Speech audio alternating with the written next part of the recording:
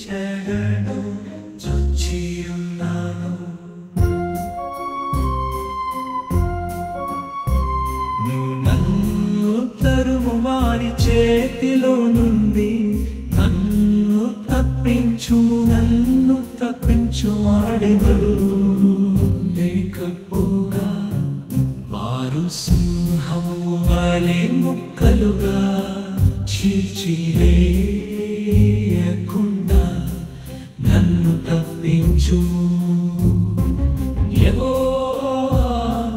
నా దేవా, నేను ఈ కార్యము చేసిన ఎడల నా చేత పాపము జరిగిన ఎడల నా సమాధానముగా నుండిన వానికి నేను కీడు చేసిన ఎడల శత్రువు నన్ను తరిమి పట్టుకొనని నువ్వు నా ప్రాణమును నేలకు అణగత్రొక్కాలి.